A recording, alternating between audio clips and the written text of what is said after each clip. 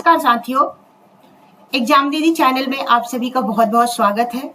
जैसा कि आपको पता ही है कि इतिहास घटना चक्र का सीरीज कंटिन्यू है और मैं पहला लेक्चर भी ले चुकी हूँ। ये मेरी दूसरी लेक्चर है और इसके तहत मैं सिंधु घाटी सभ्यता के उद्भव, विकास, नामकरण और अन्य फैक्ट्स के बारे में आपको समझाऊंगी। ये सीरीज आपके लिए बहुत फायदेमंद होगा और इसको पूरे डिटेल्स में पढ़िएगा। बीच में अगर आप इसको छोड़ कर पढ़ेंगे तो निश्चित तौर पे आपको उतना फायदा नहीं होगा जितना होना चाहिए। और मैं पहले ही लेक्चर में बोल चुकी हूँ कि क्वेश्चन सारे यहीं से आते हैं और इसका मैं स्वयं प्रमाण हूँ। मैंने घटना चक्र करके बहुत ही अच्छा स्कोर किया है और मैं चाहती हूँ कि आप भी ऐसा ही करें और इसके हर पॉइंट्स को आप करें और इसका नोट्स भी। हाँ, इतना जरूर है कि थोड़ा समय ज्यादा लगेगा, लेकिन कोई बात नहीं है। कुछ पाने के लिए मान लेते हैं कि कुछ खोना पड़ता है। इनकेस अगर टाइम जाएगा, अगर उस टाइम जाने से अगर आपका मतलब मार्क्स अच्छा आता है तो इससे बढ़िया क्या हो सकता है। तो इसके नोट्स को भी पढ़े और वीडियो को पूरा देखें, जरूर आपको फायदा होगा। और आइए तो सिंधु घाटी सभ्यता के बारे में हम जानते हैं, क्योंकि एग्जाम बहुत करीब है और आप बहुत अच्छा करें और पूरे दिल से जुड़े रहे, आपको बहुत ज्यादा फायदा होगा। जो मैं कह रही हूँ इस पे आप अमल अगर करते हैं तो आपको बहुत ही ज्यादा क्या होगा कि सभी जो घटना चक्र की जितनी भी श्रृंखलाएं लाएंगे आपके लिए, अगर आप नोट्स के साथ कर लेते हैं तो आप बहुत बेहतर स्थिति में अपने आप को पाएंगे। यूपीपीसीएस हो या बीपीएससी हो, क्योंकि क्वेश्चन तो प्राय रिपीट होते रहते हैं, लेकिन कुछ बच्चे सिर्फ क्वेश्चन कर लेते हैं, नोट्स इसका नहीं पढ़ते हैं और डिस्क्रिप्शन में या इसका जो क्या बोलते हैं नोट्स है वहां से क्वेश्चन जरूर उठ सकता है। तो सबसे पहले आज हम क्या पढ़ेंगे, सिंधु सभ्यता एवं संस्कृति के बारे में जानेंगे।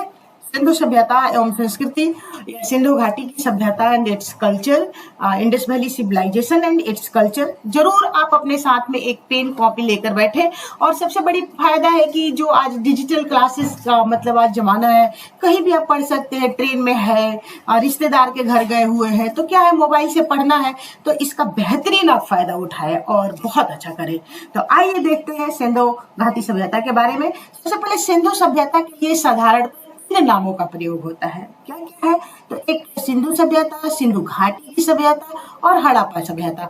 सभ्यता की जो ये खोज की गई थी सबसे पहली बार 1921 में भारतीय पुरातत्व सर्वेक्षण विभाग के जो महानिदेशक थे, यानी डायरेक्टर जनरल ऑफ इंडियन क्या बोलते हैं एसआई के जो थे, आर्कियोलॉजिकल सर्वे ऑफ इंडिया के जो डायरेक्टर जनरल थे उस समय जॉन मार्शल थे, और इन्हीं के निर्देशन में यानी कि इनके डायरेक्शन में राय बहादुर दयाराम साहनी के हेडशिप में यानी कि नेतृत्व में क्या किया गया था, हड़प्पा सभ्यता का क्या हुआ था, खुदाई हुआ था, एक्सकवेशन किया गया था। ये पंजाब प्रांत के, जो भारत में पंजाब है उसका नहीं, जो पाकिस्तान में पंजाब है, क्योंकि पंजाब दो है, एक भारत में एक पंजाब और एक पाकिस्तान में है, तो ही पाकिस्तान पंजाब प्रांत के जो मांटगोमरी जिले है उसको वर्तमान में हम साहिवाल के नाम से भी जानते हैं, जबकि स्थित है। और जबकि मोहनजोदड़ो जो है, इसको मोहनजोदड़ो भी कहीं कहीं देखने को मिलेगा। ये सिंध के लरकान जिले, सिंध कहाँ है तो ये भी पाकिस्तान में है, लरकाना जिले में स्थित है। गट महोदय है ना, उन्होंने क्या बोला है, हड़प्पा और मोहनजोदड़ो को एक विस्तृत साम्राज्य की जुड़वा राजधानी के रूप में देखा है। ये क्वेश्चन आपसे पूछा जा सकता है कि किसने इंडस वैली सिविलाइजेशन को और हड़प्पा सभ्यता को जुड़वा राजधानी के रूप में देखा है, तो पिगमट महोदय कहीं कहीं आता है, पिगट महोदय, ऑप्शन के थ्रू आप चेक कर लेना। हड़प्पा जो है वो रावी नदी के बाएं तट पर क्या है स्थित, इंपॉर्टेंट है, कहीं कहीं बाएं तट भी आपसे कथन में पूछा जा सकता है, स्टेटमेंट फॉर्मेट में पूछा जा सकता है, जबकि मोहनजोदड़ो दाहिने तट पे है। दोनों को हो सकता है उल्टा करके पूछ दे, तो आप याद रखना, एक बार देखने में क्या जाता है, या नोट्स अपना बनाते होंगे तो उसमें आप जरूर इसको क्या कर लेना, हाईलाइट कर देना। रेडियो कार्बन यानी कि हमारा 14 है, कार्बन 14 जो है उसके तहत पता चला है कि जो हड़प्पा सभ्यता की जो मान्य तिथि है वो 2300 ईसा पूर्व से 1700 घटना चक्र कवर करता है, लेकिन एनसीईआरटी में 2400 से लेकर 1750 ईसा पूर्व मानी गई है। इस बात को आप ध्यान रखना, जो कि सर्वाधिक मान्य तिथि है। लगभग 2300 ईसा पूर्व से 1900 ईस्वी पूर्व तक यह सभ्यता अपने विकास की प्रकाष्ठा पर थी। ये भी आपसे कभी पूछा जा सकता है कि सभ्यता अपने चरम विकास किस काल को धारण करती है, तो आप 2400 से 1750 लगभग मतलब याद रखना, मोटा मोटी 2300 से 1900 ईस्वी तक पूरी विकसित थी। 1750 तक आते आते तो सभ्यता के अवसान के तत्व भी दिखने लगे थे। यह सभ्यता जो मेसोपोटामिया तथा मिस्र की सभ्यताओं की क्या थी, समकालीन थी, यानी कंटेम्पररी थी, समकालीन थी। मेसोपोटामिया, सुमेरिया और क्या बोलते हैं जो हमारा क्या वो है इजिप्ट की सभ्यता, ये सबसे मिस्र की सभ्यता, ये सबसे ये समकालीन है, इसको माना जाता है। राइट, आगे बढ़ते हैं दोस्तों। और ये आपके लिए जरूरी नहीं है कि इन्होंने क्या इस सभ्यता का मतलब कितना टाइम पीरियड बताया है, ये नहीं जानने की जरूरत है। आते हैं इसके नीचे, देखते हैं क्या है। अब तक इस सभ्यता के अवशेष जो है ये इंपॉर्टेंट है, पाकिस्तान में पंजाब जो है, सिंध है, बलूचिस्तान है वहां से, और भारत में जो पंजाब है वहां से भी, गुजरात है, राजस्थान है, हरियाणा है, पश्चिमी उत्तर प्रदेश, जम्मू कश्मीर, पश्चिम महाराष्ट्र में पाए जा चुके हैं। इस स्टेट्स का नाम जरूर आप याद रखना। और इस सभ्यता का जो सर्वाधिक जो है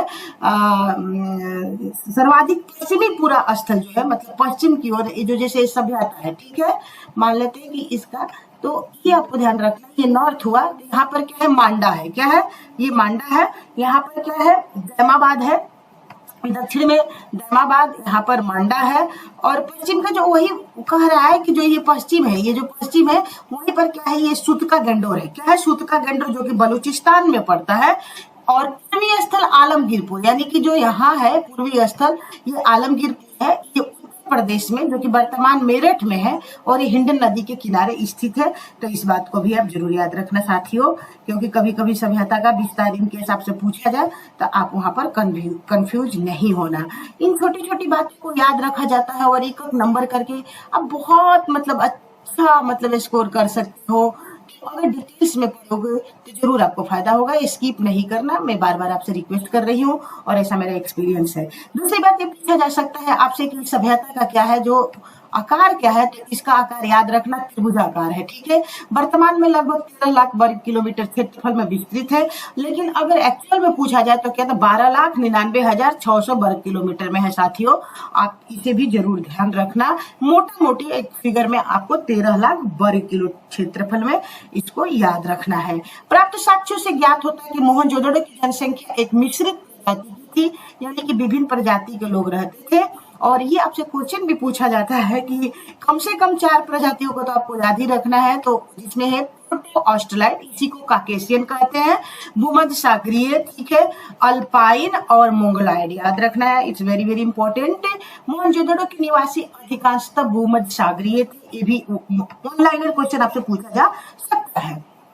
नेक्स्ट साथियों आते हैं, बहुत ही इत्मीनान से मैं आपको कोशिश है मेरा कि करवाऊं ताकि एक भी क्वेश्चन ना छूटे। हाँ, सिंधु सभ्यता के संस्थापकों के संबंध में विभिन्न विद्वानों के विचार दिए गए हैं, जिसमें भारतीय विद्वान के भी मत है और विदेशी विद्वान के भी मत है। उसी में जैसे डॉक्टर लक्ष्मण स्वरूप का कहना क्या है कि जो सभ्यता का उद्भव और विकास हुआ है उसमें आर्य सभ्यता का महत्व, आर्य लोगों का महत्वपूर्ण भूमिका है।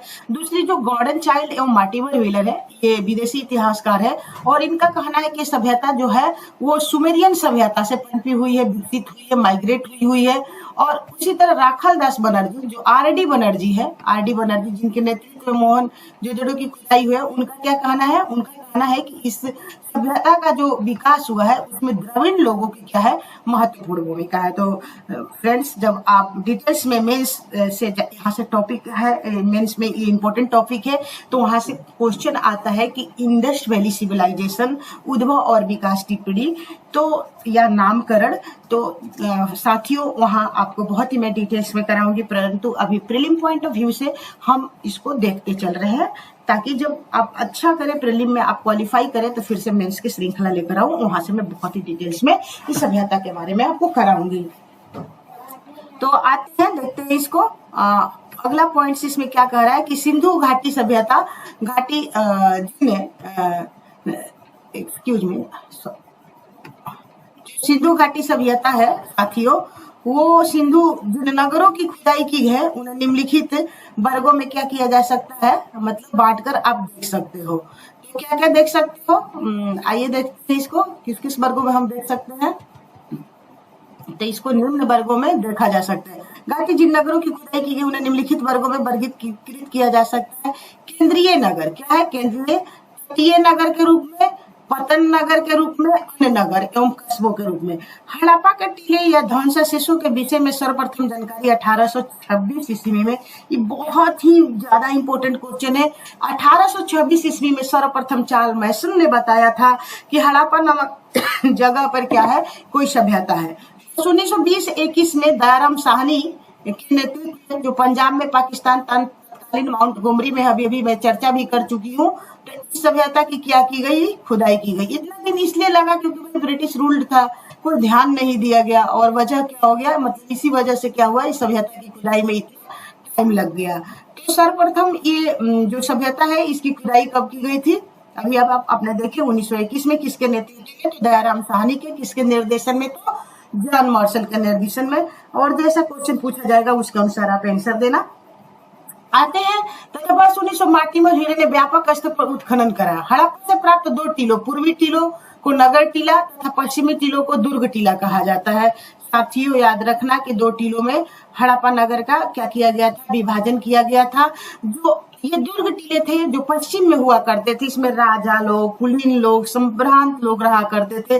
और पूर्वी टीले में ये क्या था साथियों, इसमें शिल्पी, कामगार, ये छोटे मतलब जिनकी समाज में हैसियत थी वो पूर्वी टीले में रहा करते थे। इस बात को भी ध्यान रखना कि यहाँ से 6 कमरों कच्छों की 2 पंक्तियों में निर्मित कुल 12 कच्छों वाले एक अन्नागार के अवशेष मिले हैं। कहाँ से, हड़प्पा से। साथियों याद रखना अन्नागार का साक्ष्य सिंधु घाटी सभ्यता से 2 जगहों से मिला है, एक तो मोहनजोदड़ो से भी मिला है, तो वहां से ग्रेट ग्रेनरी का साक्ष्य मिला है, एक विशाल अन्नागार का साक्ष्य मिला है। लेकिन ये आपसे पूछेगा कि 6 की कतारों में, साथियों तो हड़प्पा याद रखना, ठीक है, ये जरूर याद रखना। इसमें आपको क्वेश्चन में हो सकता है फंसाए जाने की कोशिश की जाए। तो 6 कक्षों की 2 पंक्तियों में निर्मित कुल 12 कक्षों वाले कठार अन्नागार के अवशेष कहाँ से प्राप्त हुए हैं, तो हड़प्पा से। अब विशाल अन्नागार पूछेगा तो मोहनजोदड़ो से आप मानना। दूसरी बात है कि हड़प्पा के समान आवास क्षेत्र के दक्षिण में एक ऐसी कब्रिस्तान स्थित है जिसे समाधि R37 नाम दिया गया है। तो पूछेगा कि समाधि R37 कहाँ से प्राप्त हुआ है, हड़प्पा से प्राप्त हुआ है। नगर की रक्षा के लिए पश्चिम की ओर स्थित दुर्ग टीले को व्हीलर ने माउंट एबी की संज्ञा दी, नॉट इम्पोर्टेंट। इसके अतिरिक्त यहाँ से प्राप्त अन्य महत्वपूर्ण अवशेषों में एक बर्तन पर बना हुआ मछुआरे का चित्र मिला है, ये सारे इम्पोर्टेंट है आपके लिए। शंख का बना बैल भी मिला हुआ है। स्त्री के गर्भ से निकलता हुआ पौधा, वेरी वेरी इंपॉर्टेंट है ये आपके लिए पॉइंट। और इन्हीं को मातृ देवी के रूप में अभी जाना गया है, अथवा पृथ्वी देवी के रूप में भी पहचान की गई है, या जिसे उर्वरा की देवी भी माना गया है। कुछ भी पूछा जा सकता है आपसे, ठीक है। तो कहाँ से, तो हड़प्पा से। पीतल का बना इक्का, ये भी याद रखना, पीतल से बना इक्का गाड़ी, या ऐसे भी पूछा जा सकता है कि इक्का गाड़ी का शक्ति कहाँ से प्राप्त हुआ है, तो कहाँ से बताओगे, हड़प्पा से। कहाँ से, हड़प्पा से प्राप्त हुआ है। इसलिए तो ये था वृत्ताकार चबूतरे, गेहूं तथा जौ दानों के भी अवशेष प्राप्त हुए हैं हड़प्पा से, ये सारा याद रखना। अब मोहनजोदड़ो के बारे में थोड़ा बात करते हैं साथियों। सबसे पहले तो याद रखना कि सिंधी भाषा के शब्द है। मोहनजोदड़ो का शब्द क्या होता है, अर्थ क्या होता है, मृतकों का टीला। साथियों इसकी खोज किसने की थी, तो इसके राखालदास बनर्जी ने।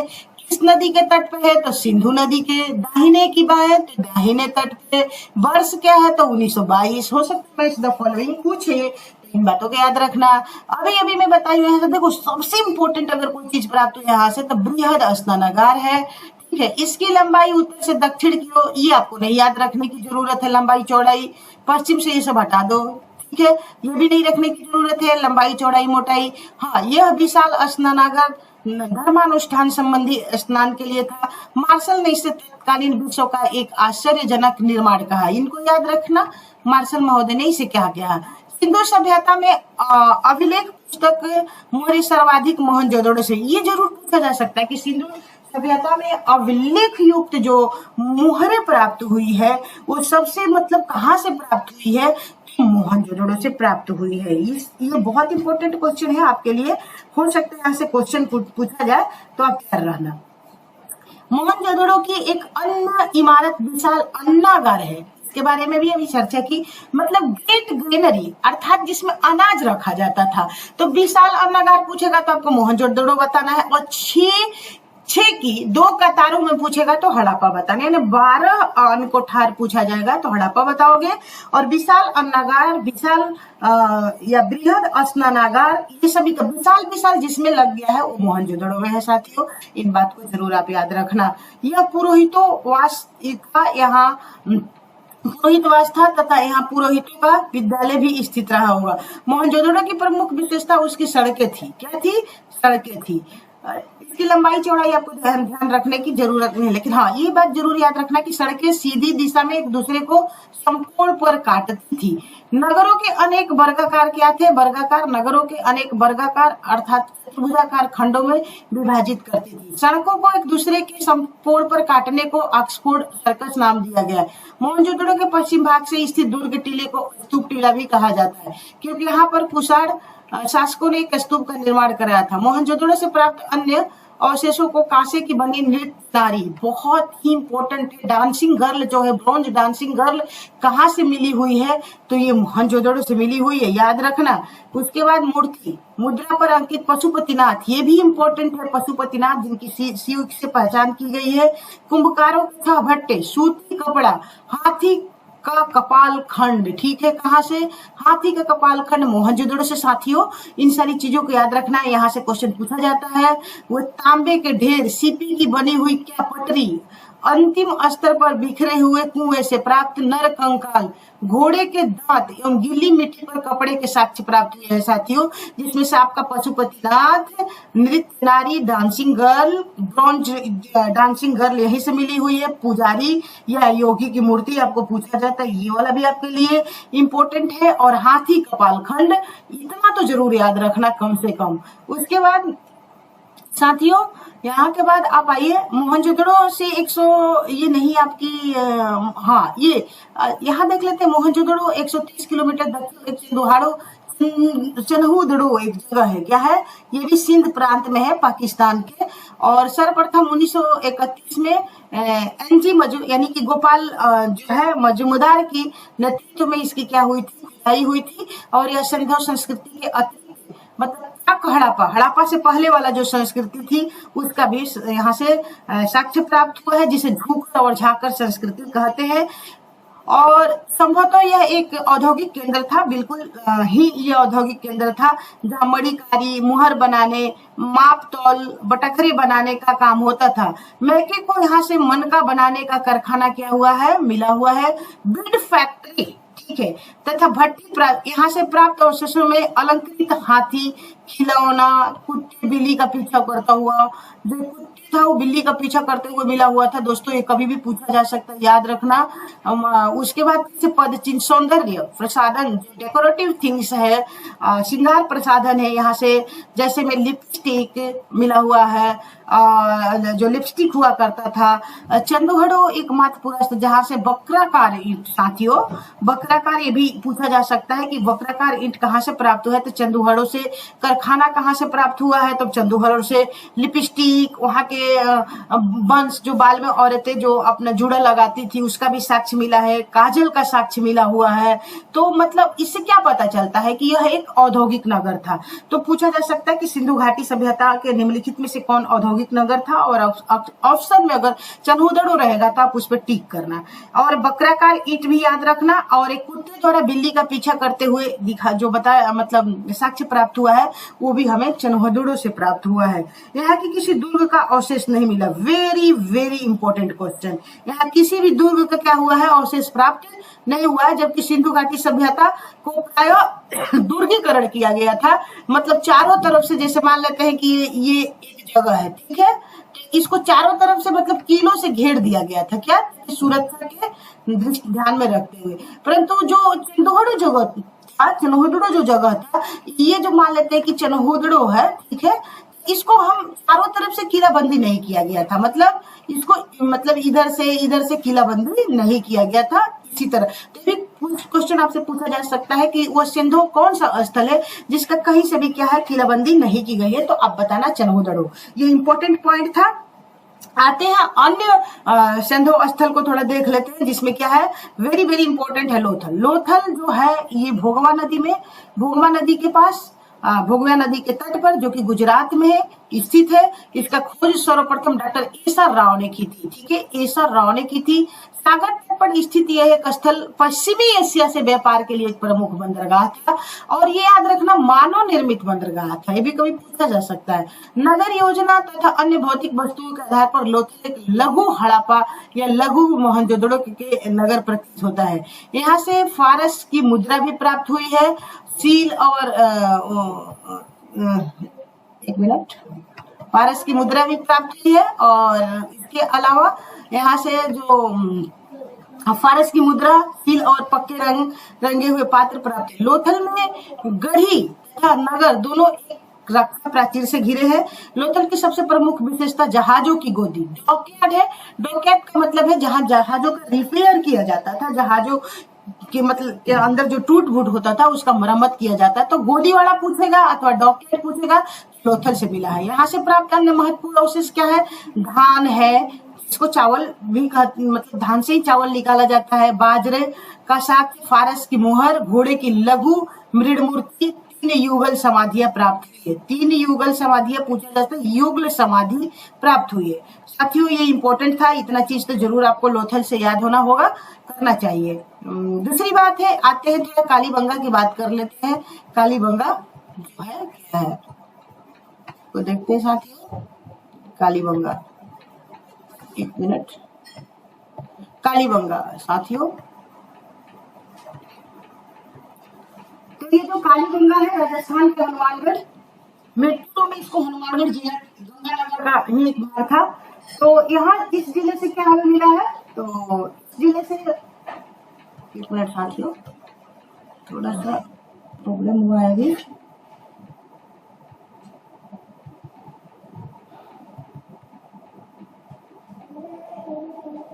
तो कालीबंगा राजस्थान के हनुमानगढ़ जिला गंगानगर का भाग था। जिले में स्थित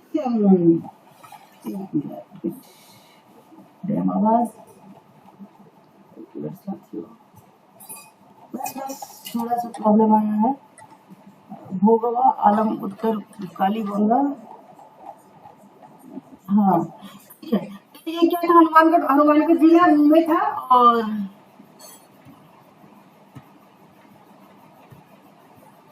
कालीबंगा राजस्थान का हनुमानगढ़ जिला गंगानगर का भाग जिले में स्थित है, और खोज अमलानंद तथा घोष ने की थी। वर्ष 1961 में बीबी लाल एवं बीके थापर के उत्खनन आरंभ किया। यहाँ पूर्वी और पश्चिमी टीला अलग अलग सुरक्षा प्राचीर से क्या है, घिरे हुए हैं।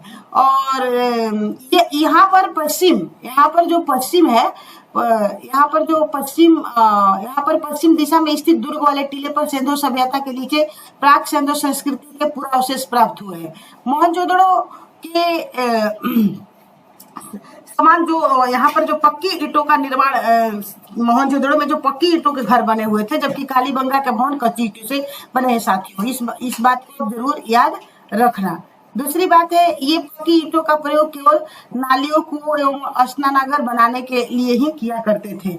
यहाँ पर साथियों जो है, यहाँ से जुते हुए खेत के साक्ष्य मिलेंगे। बहुत ही ज्यादा इंपॉर्टेंट है कि जुते हुए खेत के साक्ष्य कहाँ से प्राप्त हुए हैं? तो कालीबंगा से प्राप्त हुए हैं। कई बार क्वेश्चन पूछा गया है, यहाँ से हवन कुंड के भी यहाँ से जुटे हुए खेत के साक्ष्य मिले हैं, जिसकी जुताई आड़ी कच्ची की गई है। मोहनजोदड़ो एवं हड़प्पा के समान यहाँ से 2 टीले मिले हैं, सुरक्षा दीवारों से घिरे हैं। पूर्व की ओर स्थित बड़ा, जबकि पश्चिम की तरफ स्थित टीला छोटा था। पश्चिम टीले को कालीबंगा प्रथम नाम दिया गया है। यहाँ से भूकंप आने का साक्ष्य मिला है। दुर्ग या गढ़ी वाले टीले के दक्षिण अर्ध भाग में 5 या 6 कच्छों में ईंटों के चबूतरे बने थे। एक चबूतरे पे अग्निकुंड पूछा जा सकता है कि अग्निकुंड का या हवन कुंड का साक्ष्य कहाँ से मिला है साथियों? तो आप क्या बताओगे? कालीबंगा से। एक चीज और मैं बताई कि यहाँ जैसे मोहनजोदड़ो में पक्की ईंटों से घर बनाए जाते थे, तो कालीबंगा में कच्ची ईंटों से। लेकिन जो नाली वगैरह जो बनाया जाता था उसमें पक्की ईंटों का प्रयोग किया गया है, लेकिन जो मकान बने हैं कच्ची ईंटों से बना। इस बात को जरूर आप ध्यान रखना। और दूसरे चबूतरे पर 7 अग्निकुंड वेदिकाएं एक पंक्ति में क्या है, बनी हुई है। ठीक है, और यहाँ से सेलखड़ी जो क्या था, एक पत्थर था तथा मिट्टी की मोहरी और मृदभांड के टुकड़े मिले हैं। ठीक है, धौलावीरा गुजरात के कच्छ रण में अवस्थित है। धौलावीरा एक जगह है, और सर्वप्रथम जो है यहाँ से क्या प्राप्त हुआ है साथियों, जो ये उन्नत जल निकासी व्यवस्था के लिए प्रसिद्ध है, और निबंध में अगर आप लिखोगे, जब भी जल संकट से कोई क्वेश्चन उठता है या उस टॉपिक से निबंध आता है तो धौलावीरा का जरूर चर्चा करना चाहिए, क्योंकि यह तत्कालीन जो समय है उस समय में जल संरक्षण का एक नजीर था और आज भी इसकी जरूरत है। ठीक है, धौलावीरा गुजरात के कच्छ के रन में क्या है अवस्थित, सर्वप्रथम वर्ष 1967-68 में इसकी खोज जेपी जोशी ने की थी। कभी कभी मैच द फॉलोइंग आ जाता है तो याद रखना जेपी जोशी ने की थी। वर्ष 1990-91 के दौरान RS बिष्ट द्वारा व्यापक पैमाने पर उत्खनन कार्य क्या हुआ था, प्रारंभ किया गया। यह नगर आयताकार बना था और इस नगर को 3 भागों में क्या किया गया था, किला बंद किया गया था, विभाजन। जबकि आपको मैं बताई थी कि हड़प्पा नगरों को प्राय 2 भागों में, मतलब उछले भाग और निचले भाग में बांटा गया था, परंतु यहाँ पर त्रिस्तरीय मतलब नगर को 3 भागों में क्या किया गया था। जैसे मान लेते कि प्रथम भाग ये, ठीक है, एक विभाजन, द्वितीय भाग, ठीक है, और ये तृतीय भाग, ठीक है साथियों। और इसमें क्या कर दिया गया था, विभाजन कर दिया गया था 3 भागों में। जबकि अन्य हड़प्पा स्थल प्रायः 2 भागों में कर दिए जाते थे, उछले नगर, ऊंचाई वाले नगर और नीचे वाले नगर। तो नीचे वाले नगर में श्रमिक वगैरह रहते थे और ऊंचे वाले जो नगर होता था, जो ऊंचे वाला टीला होता था, उसमें सम्राट, राजा इत्यादि रहते थे। एक और चीज मैं बताई थी साथियों, फिर से रिमाइंड कराना चाहूंगी कि जो चंदोहड़ो था साथियों, उसका कोई भी विभाजन मतलब किलाबंदी नहीं किया गया था। ये जरूर याद रखना 3-4 पॉइंट। धौलावीरा का 3 स्तर ये विभाजन, चंदोहड़ो का 9 विभाजन और बाकी अन्य हड़प्पा स्थल है जो साथियों, उनका विभाजन 2 स्तरों में किया गया था। और कालीबंगा से मैं बताई थी कि यहाँ पर जो मकान बनते थे वो कच्ची ईंटों से बनते थे। मोहनजोदड़ो में पक्की ईंटों से मकान बनाए जाने का साक्ष्य प्राप्त हुआ है साथियों। इन सारी चीजों को जरूर नोट करते चलना, आपके लिए बहुत ही ये उपयोगी साबित होने वाला है साथियों। तो आइए अब देखते हैं थोड़ा सा धौलावीरा के बारे में। जैसा कि मैं आपको बताई कि धौलावीरा इसकी खोज इनके द्वारा की गई थी, इस RS बिष्ट के नेतृत्व में व्यापक पैमाने पर हुआ था, ठीक है। और जेपी जोशी का भी इसमें योगदान था, इसका मतलब खुदाई करवाने में। यह नगर आयताकार था तथा इस नगर के 3 भागों में किला बंद किया गया था, मध्य नगर तथा निचला नगर में भी किया गया था। और यहाँ से एक विशाल जलाशय मिला है। यहाँ के निवासी एक उन्नत जल प्रबंधन व्यवस्था से परिचित थे। यहाँ से हड़प्पा लिपि के बड़े आकार के 10 चिन्हों वाला एक साइन बोर्ड मिला हुआ है, याद जरूर रखना, शिलालेख मिला हुआ है। और एक चीज और यहाँ नोट कर लेना कि विश्व का प्रथम खेल का मैदान, जिसको स्टेडियम कहते हैं साथियों, यहीं से प्राप्त हुआ है। स्टेडियम, ये भी अगर आपसे पूछा जाएगा तो विश्व का जो प्रथम खेल का मैदान जो स्टेडियम है, यहीं से मिला हुआ है साथियों। सुरकोटड़ा, सुटका गेंडोर बताई हूँ, कंफ्यूज मत करना। तो सुटका गेंडोर जो बलूचिस्तान में, ये हड़प्पा सभ्यता का पश्चिमी लास्ट विस्तार है। ये सुरकोटड़ा है, जगह है, गुजरात के कच्छ जिले में स्थित है। यह नगर 2 दुर्गीकृत भागों, ठीक है, गढ़ी तथा आवास क्षेत्र में विभाजित था। यहाँ के कब्रिस्तान से कलश, समाधान के साक्ष्य मिले हैं। यहाँ घोड़े की कुछ हड्डियों के साक्ष्य भी मिले हैं साथियों। तो घोड़े, यहाँ बहुत इंपॉर्टेंट आपसे कि घोड़े की कुछ हड्डियों के साक्ष्य कहाँ से मिले साथियों, तो आप जरूर बताना। क्या सुटका, क्या सुटकोटदा, सुटका गेंडोर भूल से भी नहीं, सुटकोटदा, सुटकोटदा नोट कर लेना। ऐसे क्वेश्चन को नोट करना चाहिए, कंफ्यूजन यहाँ क्रिएट हो जाता है। तो देवा बात आते हैं दूसरे। हाँ, एक चीज और, यहाँ के कब्रिस्तान से कलश, समाधान के साक्ष्य भी मिले हैं और घोड़े की कुछ हड्डियों के साक्ष्य मिले हैं। तो घोड़े की हड्डियों के साक्ष्य कहाँ से मिले हैं, तो सुटकोटदा से, और ये क्वेश्चन पूछा जा चुका है, ठीक है। तो धर्माबाद जो है ये महाराष्ट्र में है और हड़प्पा सभ्यता के दक्षिणी विस्तार है। ये प्रवरा नदी जो गोदावरी की सहायक नदी है, कहीं कहीं गोदावरी भी दे दिया जाता है, तो अकॉर्डिंग टू आप क्वेश्चन जाना वहाँ कि बाएं किनारे पर स्थित है। यह सिंधु सभ्यता का सबसे दक्षिणी स्थल है। क्या है, यह सिंधु सभ्यता का सबसे दक्षिणी, यहाँ से रथ चलाते हुए मनुष्य, सांड, गंडे की आकृति प्राप्त हुई। यहाँ से कुछ मृदभांड, सिंधोलिपि, मुहर, तख्ती, प्याले, सब इंपॉर्टेंट नहीं है। ये राखीगढ़ी हरियाणा के हिसार जिले में घग्गर नदी के किनारे स्थित है, याद रखना राखीगढ़ी। और एक चीज बताना भूल गई थी, जब मोहनजोदड़ो पढ़ा, हालांकि क्वेश्चन आएगा तो मैं चलो भी कराती हूँ। इस स्थल की खोज वर्ष 1960 में सूरज भान ने की थी और यह नवीनतम शोधों के अनुसार सबसे बड़ा सिंधु स्थल है, ठीक है। ये भारत में तो है, भारत में सबसे बड़ा ये संधव स्थल है। लेकिन ओवरऑल अगर देखा जाए तो समस्त संधव स्थलों में मोहनजोदड़ो सबसे बड़ा है, ठीक है, और ये भारत में सबसे बड़ा स्थल है, ये ऐसी मान्यता है। क्योंकि 1400 से अधिक प्रकाश में स्थल आ गए हैं संधव, जिसमें अभी 3% की खुदाई हुई है, तो अभी तो खुदाई बहुत कम हुई है। लेकिन मोहनजोदड़ो सबसे बड़ा स्थल है, वहां की सड़कें सबसे ज्यादा चौड़ी है। और भारत में अगर तुमसे पूछे कि भारत में सबसे बड़ा संधव स्थल कौन है, तो राखीगढ़ी है और हिसार जिले में घग्गर नदी। It's the very very important question, ये जरूर याद रखना साथियों। नेक्स्ट आते हैं रोपड़, जो पंजाब सतलुज नदी के बाएं तट पर, ये कभी कभी पूछ देता है मैच द फॉलोइंग, तो इसका आधुनिक नाम रूपनगर भी, ये जरूर पूछा जाएगा कि जो रोपड़ है इसका आधुनिक नाम क्या है, रूपनगर है। वर्ष 1950 में इसकी खोज बीबी लाल तथा वर्ष 1953 के दौरान यज्ञदत्त शर्मा ने की थी। क्या? यज्ञदत्त शर्मा। रोपड़ यज्ञदत्त, रस रोपड़, रोपड़ यज्ञदत्त शर्मा ने इसकी खुदाई कराई। यहाँ से मृदभांड के सिलखड़ी के मोहर, चट के बटखरे, कचूरा, तांबे के बाण इत्यादि फूल प्राप्त हुए हैं। जैसे कुल्हाड़ी वगैरह भी पूछेगा तो यहाँ से बहुत ज्यादा इंपॉर्टेंट नहीं है। पालतू कुत्ते के दफनाए जाने का यहाँ से भी साक्ष्य मिला है साथियों, इंपॉर्टेंट है। आप रोपड़, रंगपुर जो गुजरात में है साथियों, सौराष्ट्र, रंगपुर गुजरात के सौराष्ट्र क्षेत्र में है। यहाँ से पाक हड़प्पा यानी कि हड़प्पा से पहले वाला जो काल था, उत्तर हड़प्पा कालीन, मतलब हड़प्पा के बाद वाला काल, हड़प्पा काल के साक्ष्य तो मिलेगा ही मिलेगा। तो सभ्यता के साक्ष्य मिले। यहाँ से प्राप्त वनस्पति अवशेष के आधार पर कहा जा सकता है कि ये लोग चावल, बाजरा एवं ज्वार की खेती किया करते थे साथियों। तो ये दिया है, ये इंपॉर्टेंट है, आप इसे जरूर कर लेना कि हड़प्पा किस नदी के तट पे है, मोहनजोदड़ो किस नदी के तट पे है, यानी कि हड़प्पा रावी नदी के तट पे है, मोहनजोदड़ो सिंधु, कालीबंगा घाघर, लोथल भोगवा, रोपड़ सतलज, मांडा चेनाब। मांडा जरूर कर लेना, हो सकता है आपको झेलम आ जाए दिमाग में। नहीं, मांडा क्या है? मांडा है ये चेनाब नदी के तट पे साथियों, ये याद रखना है आप, ठीक है। चेनाब, जैमाबाद प्रवरा नदी, आलमगीरपुर हिंडन नदी, सुटका गेंडोर दासके और भगवानपुर सरस्वती नदी के तट पे है। भगवानपुर क्या है? सरस्वती नदी के तट पे है। तो ये जितने भी इंपॉर्टेंट था करीब करीब मैं करा दी, और अब आते हैं सीधे डायरेक्ट क्वेश्चन पे आ जाते हैं, ठीक है। क्योंकि इसके बीच बीच में मैं जितना भी था कि मुहरे सलखड़ी के बनी होती थी, ये सारा कुछ मैं करा दी। इसके बाद ये बताएगा क्या है कि सभ्यता का पतन कई कारण है, जैसे बाढ़ से भी, तो इसको कौन? मौसे मार्शल, मौसे मैके, SR और राव ने बोला है, SR राव ने बोला है कि बाढ़ से। आर्यों का आक्रमण से कौन बोलेंगे? गार्डन चाइल्ड, मार्टिमर हिलो, दोनों सेट बना लेना। और स्टुअर्ट पिगट, तो ये तो याद कर लेना, मौसे मार्शल, मौसे मैके, ठीक है। मौसे मार्शल, मौसे मैके, ये आपको कर लेना है, ठीक। तो ये याद रखना। और पूछा जा सकता है कभी कभी मैच द फॉलोइंग भी आ जाता है, तो उसमें क्या होता है कि मैच द फॉलोइंग आने में, मैच करने में अगर आप जानते रहोगे तो आपके लिए आसान हो जाएगा साथियों। तो ये मार्शल और मैके बताएंगे। ये सारा बाढ़ से आर्यों का आक्रमण, गॉर्डन चाइल्ड है और मार्टिमर विलियम है, और स्टुअर्ट पिगट भी है। और जलवायु परिवर्तन, RL स्टीन, अमलानंद घोष के अनुसार कि जलवायु में परिवर्तन हुआ और इसका विनाश हुआ।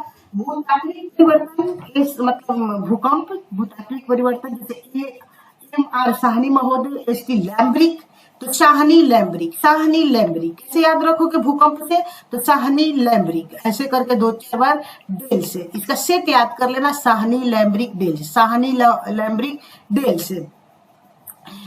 या कुछ इसका कोड अपने से बना लेना ताकि आपको याद हो जाए। लेकिन हाँ, इंपॉर्टेंट बाढ़ वाला जरूर है। तो मार्शल है, मौसे मार्शल, मौसे मैके और SR राव, ठीक है। आर्यों का आक्रमण, तो गॉर्डन चाइल्ड, मार्टिमर व्हीलर और स्टुअर्ट पिगट। जलवायु परिवर्तन में RL स्टीन और अमलानंद घोष, RL स्टीन और से RL स्टीन और से अम्लानंद घोष, याद रखना। और भूतात्विक परिवर्तन या तो विवर्तनिक परिवर्तन इसको बोल सकते हो, भूकंप भी बोल सकते हो। साहनी लैम्ब्रिक, साहनी लैम्ब्रिक, ठीक है, ऐसे याद करना। डेल्स, साहनी लैम्ब्रिक डेल्स 5, 6, 10 बार याद करने पे निश्चित याद हो जाता है साहनी लैम्ब्रिक डेल्स। पूरा नहीं याद करने की MR साहनी नहीं, बस साहनी लैम्ब्रिक डेल्स, ठीक है। और महामारी से UR कैनेडी, बस कैनेडी याद रखना। महामारी से UR कैनेडी, अदृश्य गाज से M दमित्रदेव, इसका ये इंपॉर्टेंट नहीं है वाला लास्ट वाला, लेकिन ये है बाढ़ वाला इंपॉर्टेंट है। हरे आक्रमण, मार्टिमर व्हीलर्स, गॉर्डन स्टाइल जरूर याद रखना है। डेल्सबी, स्टुअर्ट पिगटबी, जलवायु परिवर्तन तो साहनी आरएल स्टीन, अमलानंद घोष और से आरएल स्टीन और से अमलानंद घोष, और महामारी केनेडी। बस इतना याद रखोगे तो काम चल जाएगा। सीधे क्वेश्चन पे आते हैं। मानव समाज विलक्षण है क्योंकि वह मुख्यतः आश्रित होता है किस पर भैया? अर्थव्यवस्था पे होता है। ठीक है, विज्ञान, संस्कृति, धर्म। विज्ञान से मतलब विलक्षणता के बारे में पता नहीं लगा सकते हैं हम, उसके अर्थव्यवस्था के आधार पर ये मानव समाज के विलक्षणता के बारे में हम जान सकते हैं। मानव समाज विलक्षण विशिष्ट क्यों होता है? क्योंकि मुख्यतः अर्थव्यवस्था पर आश्रित है। अर्थव्यवस्था में जैसे जैसे परिवर्तन होता है वैसे वैसे समाज क्या होता है? जैसे जैसे परिवर्तन होता है वैसे वैसे समाज परिवर्तित होता जाता है। जैसे खाद्य संग्रह, कृषि उत्पादन, पहले हम क्या थे? हंट गैदरिंग लाइफ जीते थे। जब स्टोन एज पढ़ोगे फिर कृषि उत्पादक बने, मतलब एग्रीकल्चर बेस्ड लाइफ जीना शुरू किए, फिर हम इंडस्ट्रियल बेस्ड लाइफ जीना शुरू किए। तो विलक्षण है भाई। जैसे जैसे अर्थव्यवस्था में चेंजिंग आएगा वैसे वैसे विलक्षणता के तत्व भी दृष्टिगोचर होने लगेंगे। तो अर्थव्यवस्था में जैसे जैसे परिवर्तन होता है सामाजिक व्यवस्था उसी अनुरूप बदलती गई। संस्कृति, धर्म, विज्ञान आदि अर्थव्यवस्थाओं में उत्पादन के साधनों में परिवर्तन के अनुसार ही परिवर्तित होते रहते हैं। तो जब भाई अर्थव्यवस्था बदलेगा तभी अन्य चीजों में क्या होगा? परिवर्तन आएगा। हड़प्पा निम्नलिखित में से किस सभ्यता से संबंध है? तो बताओ, ये सिंधु घाटी सभ्यता को ही तो हड़प्पा सभ्यता के नाम से जानते हैं। हड़प्पा तो इस पहली बार हड़प्पा नामक जगह की खुदाई की गई थी तो इसलिए उसे हड़प्पा कह देते हैं। और सिंधु घाटी सभ्यता क्यों कहते हैं साथियों? क्योंकि जब सर्वप्रथम सभ्यता की खुदाई की जा रही थी तो अधिकतर स्थल सिंधु और उसके सहायक नदियों के आसपास में प्राप्त हो रहे थे, तो इसलिए उस सिंधु घाटी सभ्यता कह दिया गया। परंतु वर्तमान में साथियों सिंधु घाटी जो सभ्यता है इसका जो स्थल है सिर्फ सिंधु और उसकी सहायक नदियों के ही आसपास नहीं है, बल्कि जो मंडा है वो चिनाब है, वो तो ठीक है सिंधु की है सहायक नदी, जैसे रावी है वो भी है सहायक नदी मान लेते हैं। लेकिन सुतका गेंडोर है जो दास की नदी है वो तो सिंधु की सहायक नहीं है। उसी तरह प्रवरा है वो गोदावरी की सहायक नदी है, तो वो क्या है? वो भी सिंधु की। तो आज के डेट में अगर इसका अत्यधिक प्रासंगिक नाम साथियों आपसे कोई पूछे तो आप क्या बोलोगे? सिंधु घाटी सभ्यता ना बोलकर हड़प्पा सभ्यता बोलना सही होगा। अब आते हैं तीसरा क्वेश्चन पे। जो सिंधु सभ्यता संबंधित है, जो सिंधु सभ्यता संबंधित है किससे संबंधित है साथियों? तो आपको पता ही है कि आदि ऐतिहासिक क्यों ऐसा साथियों? इसलिए जो सिंधु लिपि है ना अभी भी नहीं गई है, अभी तक मतलब डिकोड नहीं किया गया है, मतलब ऑनगोइंग है प्रोसेस, बट अभी भी इसको डिकोड नहीं किया गया है साथियों। तो जब हम पढ़ ही नहीं पाए हैं तो हम इस सभ्यता को क्या किस युग में रखते हैं?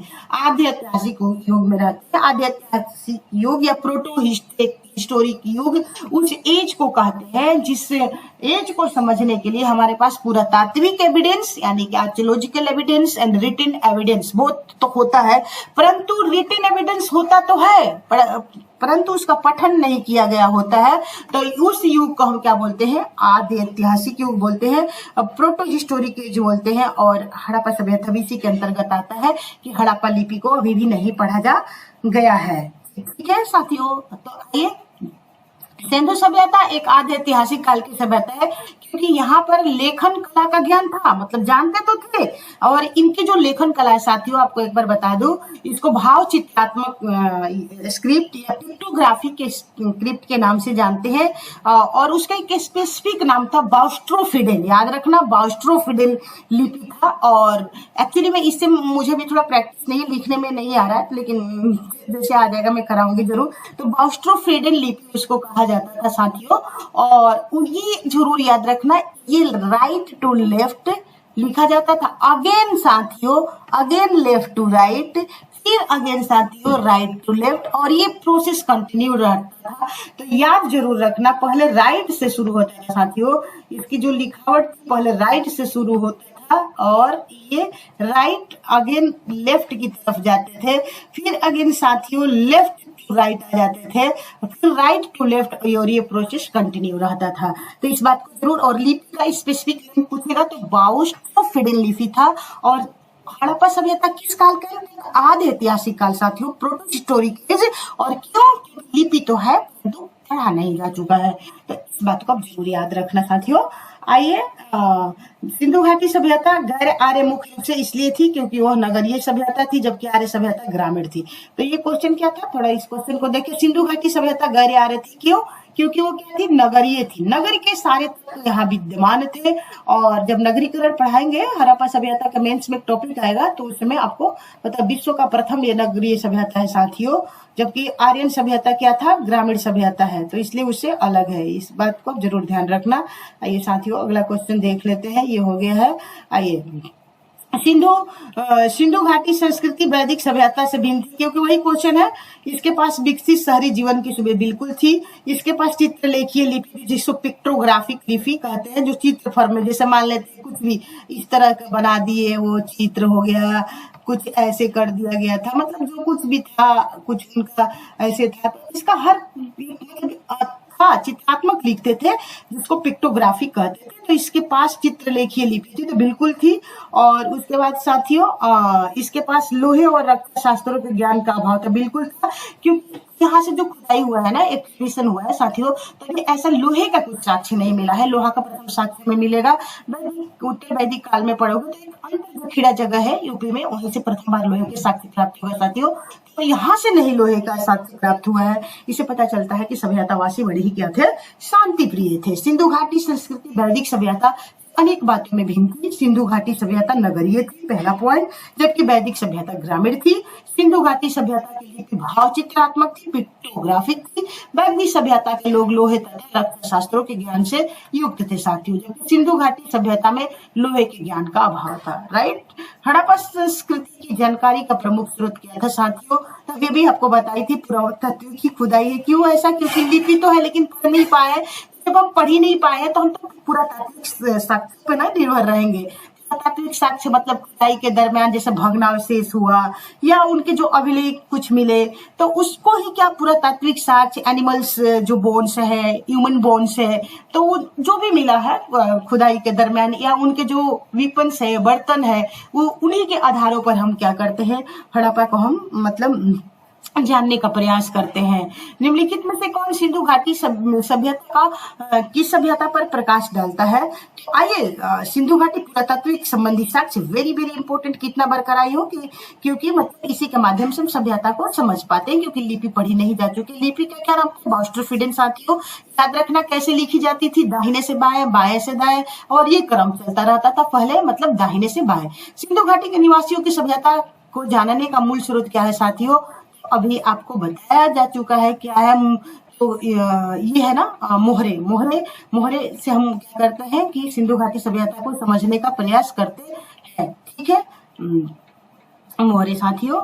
तो सिंधु सभ्यता से संबंध विभिन्न पुरास्थलों की खुदाई के फलस्वरूप वहां से 3000 से अधिक मोहरे इस सभ्यता के विषय में जानकारी के सर्वाधिक महत्वपूर्ण साधन है। वेरी वेरी इंपॉर्टेंट है मोहरे है। आपको फंसाने के लिए बर्तन, औजार, ये सब दिया जाएगा, बट आप मोहरों पर क्या करना है, आपको मोहरों पर ध्यान अपना केंद्रित रखना है साथियों। ऐसा अगर करोगे तो आपका क्वेश्चन गलत नहीं होगा, अदरवाइज गलत होने की संभावना रहेगी। ठीक है। सिंधु सभ्यता के विभिन्न कार्यकलापों के विशाल विश्वासों पर प्रकाश पड़ता है। आइए, हड़प्पा सभ्यता की उत्पत्ति के संदर्भ में निम्नलिखित में कौन सा जोड़ा सही नहीं है? तो हड़प्पा सभ्यता के विकल्प में देखो, एम रफीक मुगल, हड़प्पा सभ्यता ने मेसोपोटामिया सभ्यता से प्रेरणा ली। हड़प्पा EJH मैके, सुमेर से लोगों का पलायन, पश्चिम एशिया से सभ्यता के विचार का प्रवर्तन। ये कहते हैं कि मार्टिमर व्हीलर महोदय बोले ही है कि पश्चिम एशिया से सभ्यता के विचार का प्रवर्तन हुआ है, माइग्रेशन हुआ है। अमलानंद घोष भी बोलते हैं कि हड़प्पा सभ्यता का उद्भव तो हड़प्पा सभ्यता की प्रवृत्ति का परिणाम स्वरूप हुआ। ये बोल रहे हैं, देखिए जी, हड़प्पा सभ्यता का जो विकास हुआ है ना, वो भारतीय महाद्वीप में जो सोथी संस्कृति है उसी से हुआ है। और सोथी संस्कृति क्या थी? गुजरात और राजस्थान के आसपास के संस्कृति को कहते थे। तो इनका कहना है कि हड़प्पा सभ्यता का उद्भव हुआ, मतलब पहले से जो चली आ रही हड़प्पा सभ्यता की जो परिपक्वता के परिणाम स्वरूप जो ग्रामीण संस्कृतियां थी वही धीरे धीरे परिपक्व होकर क्या हुई थी, नगरीय सभ्यता की ओर तब्दील हुई थी। इनका बिल्कुल स्टेटमेंट सही है। मार्टिमर हुल बोले ही है कि विदेशी है, पश्चिम एशिया से इस सभ्यता का माइग्रेशन हुआ है। और ईजे मैके भी बोलते हैं कि तिमोर से लोगों का पलायन। लेकिन एम रफीक मुगल हड़प्पा सभ्यता ने मेसोपोटामिया सभ्यता से प्रेरणा ली है, ये स्टेटमेंट साथियों गलत है। मेसोपोटामिया से इस सभ्यता का प्रवसन के जेच मैके का मानना है। अब उसके जब मैं डिस्क्रिप्शन बता रही थी तो उसमें बताई भी कि यही आपका गलत है, तो इसी पर टिक करना।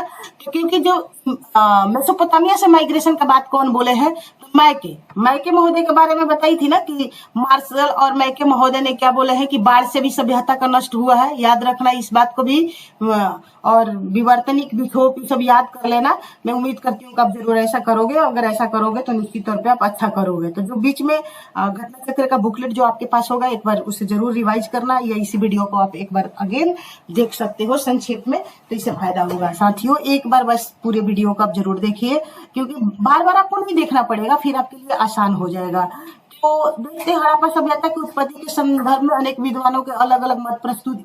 जैसे ईजे एच मैके का मानना है कि हड़प्पा सभ्यता की उत्पत्ति सुमेर यानी दक्षिण मेसोपोटामिया के लोगों के प्रवासन माइग्रेशन से हुआ है, और इन्हीं के समरूप प्रवसन से सिद्धांत इतिहास भी डी गॉर्डन तथा मार्टिमर व्हीलर का मानना है कि हड़प्पा सभ्यता की उत्पत्ति पश्चिम एशिया से सभ्यता के विचार के प्रवसन के कारण हुई। इस संदर्भ में अमलानंद घोष का विचार है कि हड़प्पा सभ्यता का उद्भव पूर्व हड़प्पा सभ्यता यानी कि जो हड़प्पा सभ्यता के पहले की जो ग्रामीण सभ्यता थी, जिसको सोथी सभ्यता इन्होंने नाम दिया है, उसी से हुआ है। और जब वही ग्रामीण सभ्यता परिपक्व होने लगी तो परिणाम स्वरूप क्या हुआ था कि हड़प्पा सभ्यता का विकास हुआ था। ये जोशी विचार के पक्षधर है। Piggott, Fairservis, George H Dales तथा रफीक मुगल आदि विद्वान स्थानीय उत्पत्ति के सिद्धांत को मान्यता देते हैं। एम रफीक मुगल का नाम मानना है कि हड़प्पा सभ्यता के विकास रावी नदी के क्षेत्र में हड़प्पा जो है रफीक मुगल का मानना है कि हड़प्पा सभ्यता रावी नदी के क्षेत्र में हड़प्पा में हुआ है। इन्होंने इस पुरानी मान्यता का खंडन किया है कि हड़प्पा सभ्यता ने पश्चिम मेसोपोटामिया सभ्यता से प्रेरणा ली थी। तो इसका डिटेल सही था। आइए देख लेते हैं इसको। हड़प्पा क्या था, एनजी मजूमदार, ये तो गलत हो गया ना। क्या करना है, सुमेलित और सूची नीचे दिए गैकुट से सुनिए। हस्तिनापुर जॉन मार्शल, तक्षशिला दयाराम साहनी, और क्या है थोड़ा देखा जाए क्वेश्चन क्या पूछा जा रहा है आपसे। हाँ, कौशाम्बी बीवीलाल। तो देखिए हड़प्पा दयाराम साहनी 1921 होगा साथियों, 1921 में शुरू हुआ था। हस्तिनापुर बीवीलाल 1950-52 में। तक्षशिला जॉन मार्शल और कौशाम्बी एनजी मजूमदार के नेतृत्व में क्या हुआ था, सभ्यता की मतलब खोजा गया था। तो भारत में चांदी की उपलब्धता के प्राचीनतम साक्ष्य मिलते हैं कहाँ से साथियों, हड़प्पा संस्कृति के, क्योंकि चांदी, तांबा इत्यादि का क्या होता था, मेटल्स का प्रयोग किया जाता था। हड़प्पा वासियों को चांदी की जानकारी थी। मोहनजोदड़ो और हड़प्पा के निवासियों के मध्य इसके विधिवत प्रयोग के साक्ष्य भी मिल चुके हैं। ये लोग राजस्थान की जावर और अजमेर खानों से चांदी प्राप्त करते थे। भी क्वेश्चन पूछा जा सकता है कि हड़प्पा वासी चांदी कहाँ से प्राप्त करते थे, राजस्थान के जावर खानों से प्राप्त करते थे। साथियों हड़प्पा मिट्टी के बर्तनों पर सामान्यतः किस रंग का उपयोग किया करते थे, ये लाल मिट्टी। हड़प्पा में मिट्टी के बर्तन को किस रंग का उपयोग, लाल रंग का पूरे बर्तन हुआ करता था, उस पे काले रंग से चित्रकारी भी की जाती थी।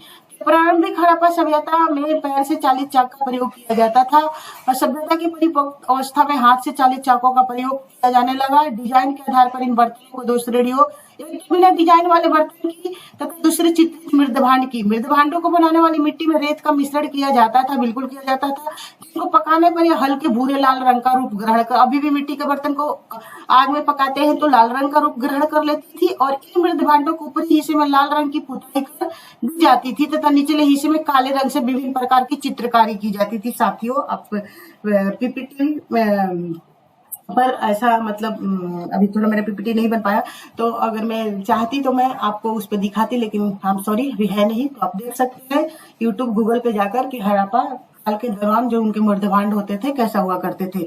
मूर्ति पूजा का आरंभ कैसे माना जाता है साथियों, पूर्व आर्य प्री आर्यन सभ्यता से। पूर्व आर्य सभ्यता का मतलब आर्य के पहले वाले सभ्यता तो मूर्ति पूजा हड़प्पा में कई सारी मृण मूर्तियां प्राप्त हुई है। सिंधु सभ्यता ही था तो सिंधु सभ्यता से ही मानी जाती है साथियों मूर्ति पूजा। लेकिन ये पूछा जाएगा कि बताओ कि मंदिर निर्माण की विकास का हड़प्पा सभ्यता में मंदिर के साक्ष्य प्राप्त हुए? नहीं, मंदिर का नहीं प्राप्त हुआ, क्योंकि मंदिर के साक्ष्य सर्वप्रथम हमें गुप्त काल में देखने को मिलेगा साथियों। तो क्वेश्चन आपको फंसाया जा सकता है कि लिख देगा कि मंदिर निर्माण कला जो है पूर्व आर्य कला से पहले विकसित थी। नहीं, मंदिर निर्माण कला गुप्त काल में ही आपको देखने को मिलेगा। हाँ, मूर्ति पूजा का तो साक्ष्य मिलेगा ही, क्योंकि मातृ देवी की मूर्तियां तो प्रचलित थी हड़प्पा में, तो उसका पूजा भी होता था। तो ये सही है स्टेटमेंट। तो मूर्ति पूजा का आरंभ कब से माना जाता है? तो पूर्व आर्य प्री आर्यन यानी कि सिंधु। पूर्व आर्यन के पहले कौन सी सभ्यता थी? तो सिंधु सभ्यता थी। ठीक है। निम्नलिखित पशुओं में से किस एक का हड़प्पा संस्कृति में पाई मोहरों पर टेराकोटा कलाकृतियों में निरूपण किया गया है? तो ये गाय है। ठीक है, गाय है साथियों। क्या है? गाय है। इस बात को भी आप ध्यान रखना। ठीक है, गाय है। तो हड़प्पा संस्कृति के मोहरों एवं टेराकोटा हड़प्पा संस्कृति के मोहरों एवं टेराकोटा कलाकृतियों में गाय का चित्रण नहीं मिलता है, जबकि हाथी, गेंडा, बाघ, हिरण, भेड़ा आदि के अंकन मिलते हैं। गाय को महत्व वैदिक काल से प्राप्त हुआ है साथियों। ठीक है। निम्नलिखित में से कौन सा एक हड़प्पा स्थल नहीं है? तो बताओ कौन सा नहीं है? तो सहुदड़ो तो बिल्कुल ही है, ये पाकिस्तान के सिंध प्रांत में है। कोटदीजी भी है साथियों, और देसलपुर भी है। तो सहगौरा उत्तर प्रदेश के गोरखपुर में राप्ती नदी के किनारे स्थित एक गांव है। यहाँ से मौर्यकालीन ताम्र अभिलेख प्राप्त मिला है, जिसमें यहाँ अन्नागार से मतलब अन्नागार होने का विवरण मिलता है। सहुदड़ो, कोटदीजी और देसलपुर तीनों हड़प्पा सभ्यता से जुड़े नगर थे। सहुदड़ो और कोटदीजी वर्तमान पाकिस्तान के सिंध प्रांत में, देसलपुर गुजरात राज्य के कच्छ में स्थित है साथियों। तो सहगौरा होगा, ये मौर्यकालीन स्थल है जो कि उत्तर प्रदेश के गोरखपुर में स्थित था। ठीक है। इसको देखिए मिलाने को मैच द फॉलोइंग। कालीबंगा से जुता हुआ खेत मिला है, जो कि आप जान। लोथल से गोदीवाड़ा मिला है, बिल्कुल मिला हुआ है साथियों। तो उसके बाद और क्या दिया है इधर मिलाने को? धोलावीरा से चिन्हों वाला एक मतलब साइन बोर्ड मिला हुआ है, और बनावली से पक्की ईंट वाली हल्की आकृति प्राप्त हुई है साथियों। तो पहले से ही आप जानते हो, और इसे कोशिश करना कि मतलब इसमें दो अगर पता चल जाता है तो एक नहीं भी रहता है तो इजीली हम उसको कर ही लेते हैं। तो 2-3 तो पता ही होना चाहिए। और ऐसा आप कैसे कर सकते हो? क्योंकि बार बार अगर आप प्रैक्टिस करोगे तो जाके ही ऐसा संभव होने वाला है। ठीक है साथियों। तो ये था हमारा 1 मिनट साथियों, सॉरी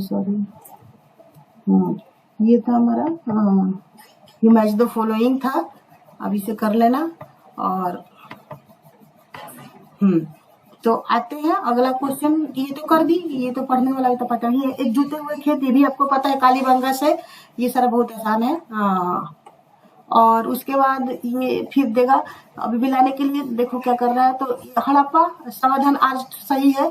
लोथल गोदी ये भी सही है। कालीबंगा नर्तकी की मूर्ति की नहीं साथियों, नर्तकी की डांसिंग गर्ल जो ब्रोंज की थी, ये मोहनजोदड़ो से है।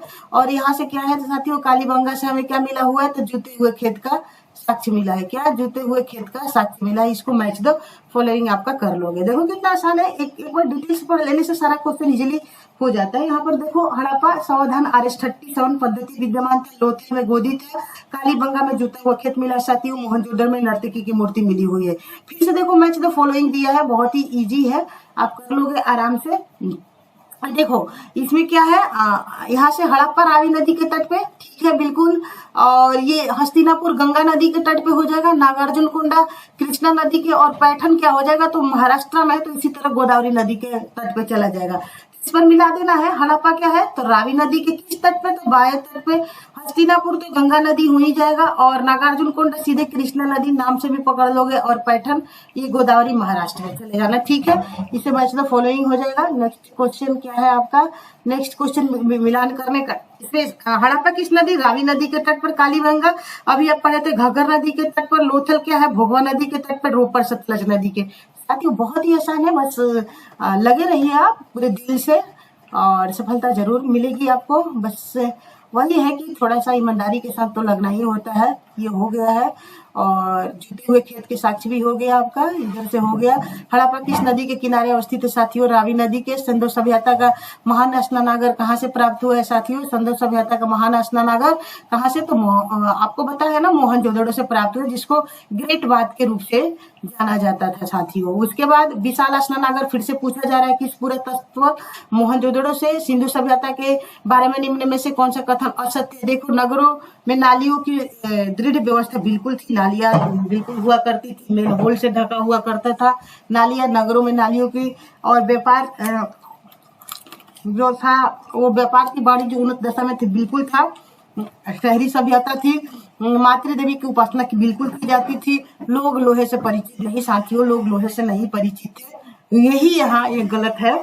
और आइए, सिंधु सभ्यता कांस्य युगीन सभ्यता बिल्कुल, क्योंकि वो कांसे बनाने सीख चुके थे, उनकी वैज्ञानिक सोच को बताता है साथियों कि वो कांसे बनाना जानते थे, क्योंकि जो कांसे की जो मूर्ति प्राप्त हुई है इसका साक्ष्य है। फिर साथियों ये क्वेश्चन दिया कि सिंधु घाटी सभ्यता जानी जाती है किसके लिए? अपने नगर नियोजन बिल्कुल जानी जाती है। मोहनजोदड़ो और हड़प्पा के बिल्कुल इसके लिए बिल्कुल उन्नत अवस्था में यहाँ पर शहरीकरण था। फिर अपने कृषि संबंधी कार्य के लिए एवं बताइए वहां पर कृषि संबंधी कार्य भी हुआ करता था। मतलब ये सभ्यता ज्यादातर शहरीकरण के प्रतिमान को धारण करती है, लेकिन वहां पर कृषि कार्य भी हुआ करता था। जौ, गेहूं, बाजरे, चावल कई जगह से साक्ष्य मिला हुआ है, तो कि इस बात का प्रमाण है कि बिल्कुल ये अर्थव्यवस्था एग्रीकल्चर बेस्ड भी थी, परंतु यहाँ औद्योगिकरण का ज्यादा प्रमाण मिलता है। अपने उद्योगों तो शहरी सभ्यता है तो उद्योग तो मिलेगा ही, तो उपयुक्त सभी हो जाएगा साथियों। कंसेप्ट क्लियर रहेगा तो कोई बात नहीं है, क्वेश्चन आप ले जाओगे सही करके। देखो थोड़ा पढ़ देती हूँ। सिंधु घाटी सभ्यता के प्रमुख विस्तार नगर नियोजन माना जाता है। साथ ही हड़प्पा और मोहनजोदड़ो सिंधु घाटी सभ्यता के दो प्रमुख नगर थे। हड़प्पा नामक पूरा स्थल सर्वप्रथम ज्ञात होने के कारण इसको हड़प्पा सभ्यता के नाम से भी जाना जाता है। कालीबंगा से कृषि संबंधित साक्ष्य तथा अन्य सिंधु स्थलों से ईंट के भट्टे, मनका निर्माण के कारखानों आदि उद्योग संबंधी साक्ष्य पर इस प्रकार सभी चारों कथन सही है साथियों। निम्नलिखित में से किसका मेल नहीं है बताना? आलमगीरपुर उत्तर प्रदेश बिल्कुल है, हिंडन नदी के तट पे। लोथल गुजरात में बिल्कुल है। कालीबंगा जो हरियाणा में नहीं है साथियों, कालीबंगा गुजरात में, सॉरी राजस्थान में है, और घग्गर नदी के तट पर, तो यही गलत है यहाँ पर, इसको टिक कर देना। और रोपड़ तो पंजाब में है ही साथियों। कालीबंगा राजस्थान के हनुमानगढ़ जिले में स्थित है।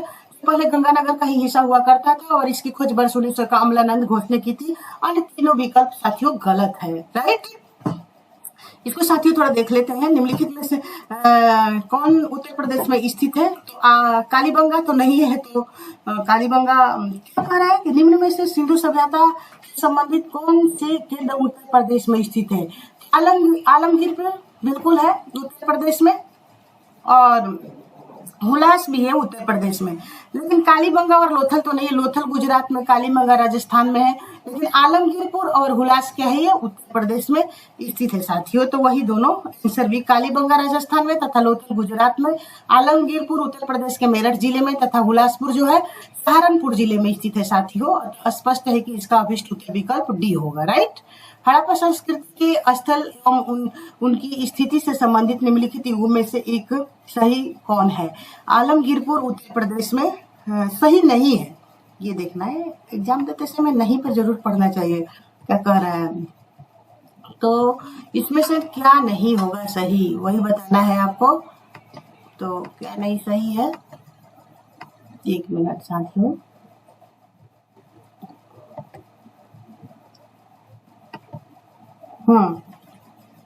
देखो, धर्माबाद महाराष्ट्र राइट, आलमगीरपुर उत्तर प्रदेश है, बनावली हरियाणा में, क्या राखीगढ़ी राजस्थान में? नहीं है। राखीगढ़ी कहाँ है? हरियाणा में है, हिसार जिले में राखीगढ़ी घग्गर नदी के तट पे साथियों। तो इसमें यही गलत है। क्या रहा है ये? मैच द फॉलोइंग है। मंडा तो आपको पता है जम्मू कश्मीर में, धर्माबाद महाराष्ट्र में, कालीबंगा राजस्थान में और राखीगढ़ी हरियाणा में, ये आप कर ले जाओगे। ठीक है, फिर से वही है, कहाँ से क्या। देखो, मंडा आपको जम्मू कश्मीर में, हुआ सभी भी उत्तर प्रदेश में, सहारनपुर डिस्ट्रिक्ट में आप पढ़े ही हो। और बालू कहाँ है? तो बालू है आपका गुजरात। और ये जो है क्या बोलते हैं, हुलास हो ही गया, पडारी हो ही गया, ठीक है, गुजरात। एक बार देख लेते हैं। आइए, बालू हरियाणा, ठीक है, एक मिनट जी। ये बालू जो है हरियाणा हो गया, ठीक। बालू हरियाणा में है, मांडा जम्मू कश्मीर है, पाडरी गुजरात में है, ठीक है, और हुलास उत्तर प्रदेश में। अभी भी इसको भी देखना है कि हड़प्पा संस्कृति के निम्नलिखित असम कौन सी सिंध में अवस्थित है। तो मोहनजोदड़ो बिल्कुल है साथियों, और ये हुदड़ो भी मैं आपसे बोली थी, और यही दोनों है, ठीक है, सिंध प्रांत में है साथियों। ये तो माउंट गोमरी जिले में है, इसका सिंध जिले में नहीं है, और सुरकोटरा भी नहीं है। बिल्कुल हड़प्पा पाकिस्तान के पंजाब में, मोहनजोदड़ो तथा सनहरदो दोनों सिंध प्रांत में, तथा सुटकोटा तो गुजरात में स्थित है, आपको बता ही दिया गया था। मोहनजोदड़ो निम्नलिखित में से कहां पर स्थित है? सुटकोटा गुजरात के कच्छ जिला में है साथियों, याद रखना। मोहनजोदड़ो निम्नलिखित में से कहां पर स्थित आपको पता ही है। भारत के पंजाब राज्य में, पाकिस्तान के सिंध प्रांत में। कितना बार रिपीट हो चुका है, तब उम्मीद करती हूँ गलत नहीं हो रहा होगा। मोहनजोदड़ो ये पाकिस्तान के सिंध प्रांत में है, और ये टिक मार देना आप। सिंधुघड़ों के उत्खनन का निर्देशन किसे मिला था? J.H. मैके महोदय के नेतृत्व में क्या हुआ था? इसका उत्खनन कराया गया था साथियों। और आइए इसको देख लेते हैं। अगला क्वेश्चन क्या है? अगला क्वेश्चन इधर, ये तो हो गया मांडा जम्मू कश्मीर दैमाबाद, बालू हो गया। हाँ, सिंधु घाटी सभ्यता का कौन सा स्थान अब पाकिस्तान में है? तो आपको पता ही है, कालीबंगा है, सॉरी हड़प्पा है, माउंट गोमरी जिले में है। वर्तमान इसको साहिवाल डिस्ट्रिक्ट के रूप में भी जानते हैं, रावी नदी के बाएं तट पर। रंगपुर जहां हड़प्पा की समकालीन सभ्यता थी, वो क्या है? सौराष्ट्र है, यानी सौराष्ट्र गुजरात में साथियों। रंगपुर गुजरात का सौराष्ट्र क्षेत्र में स्थित है। यहाँ से पाक हड़प्पा सभ्यता और उत्तर माने हड़प्पा के पहले, ये जब हड़प्पा सभ्यता विकसित नहीं थी उसके पहले, फिर हड़प्पा, जब हड़प्पा अपने पूरे विकास को धारण करती है, हड़प्पा का जब पतन हो जाता है, यानी कि उत्तर हड़प्पा कालीन सभ्यता, तीनों के साक्ष्य प्राप्त होते हैं। It's the very very important question for you. Rangpur Gujarat Saurashtra क्षेत्र में है, इसे जरूर याद रखना साथियों। फिर कहा दधेरी एक प्रवर्ती हड़प्पीय पूरा स्थल है। हड़प्पा के बाद कहाँ है? दधेरी, पंजाब का जी है, याद रखना, पूछा जा सकता है। दधेरी एक प्रवर्ती स्थल है जो पंजाब प्रांत के लुधियाना जिले में गोविंदगढ़ के पास स्थित है। दधेरी स्थल चित्र मृदभांड काल से संबंधित है, जो कि आर्यों के आगमन का काल भी है साथियों। तो जब आर्य आगमन यानी कि हड़प्पा सभ्यता का लगभग पतन हो चुका था, ठीक है। अब आते हैं साथियों अगले क्वेश्चन की तरफ। सिंधु सभ्यता से संबंधित लोथल नामक पूरा स्थल, सिंधु सभ्यता कौन सा स्थान भारत में स्थित है? तो लोथल है। वह हड़प्पीय नगर जिसका प्रतिनिधित्व लोथल का पूरा तत्व स्थल करते किस नदी पर स्थित है? तो लोथल भोगवा नदी के तट पर, जैसा कि आपको पता ही है। हड़प्पा सभ्यता का स्थल लोथल, ये आपको सब कुछ करा दिया गया गुजरात में। सिंधु सभ्यता का पतन नगर क्या था? लोथल था, आपको भी पता है। निम्नलिखित में से कौन सा एक हड़प्पा का बंदरगाह है? लोथल है। कितना बार कराया गया क्वेश्चन? निम्न में से कौन सा क्वेश्चन जो है साथियों, अब यहाँ से अब तो एक बार डिस्क्रिप्शन पढ़ लेने से फटाफट हो ही जाता है, बस एक बार जरूरत होती है थोड़ा सा उसको अच्छी तरीके से पढ़ने की, उसके बाद क्वेश्चन फटाफट लगाते जाओगे। फिर क्वेश्चन क्या दे रहा है कि निम्न में से किस हड़प्पा कालीन स्थल से हल का टेराकोटा प्राप्त हुआ है? अभी तो पता है बनावली से हल मिला हुआ है। हरियाणा के फतेहाबाद जिले में स्थित बनावली से हल का टेराकोटा यानी कि मिट्टी का हल, टेराकोटा मतलब मिट्टी का बर्तन होता है, तो मिट्टी का हल प्राप्त हुआ साथियों। निम्नलिखित में से कौन सा सिंधु घाटी की सभ्यता से संबंधित स्थल? कालीबंगा है, बिल्कुल है। रोपड़ भी है, लोथल, पाटलिपुत्र नहीं है साथियों, यहाँ पे अच्छी तरह से भली भांति परिचित हो। अगला क्वेश्चन है भारत में हड़प्पा का बृहद स्थल है, क्या है? भारत में राखीगढ़ी बताई हूँ। पूरे संभव स्थल में पूछेगा तो मोहनजोदड़ो बताना, लेकिन भारत में राखीगढ़ी है साथियों, इस बात का जरूर आप ध्यान रखना। और ये जो राखीगढ़ी है कहाँ है? तो ये राखीगढ़ी हड़प्पा सभ्यता का सबसे बड़ा स्थल कहाँ? तो भारत में। ऐसा ओवरऑल पूछेगा साथियों तो मोहनजोदड़ो है, मैं बार बार रिपीट कर रही हूँ, ये मोहनजोदड़ो है। ओवरऑल में आपको मोहनजोदड़ो बताना है साथियों।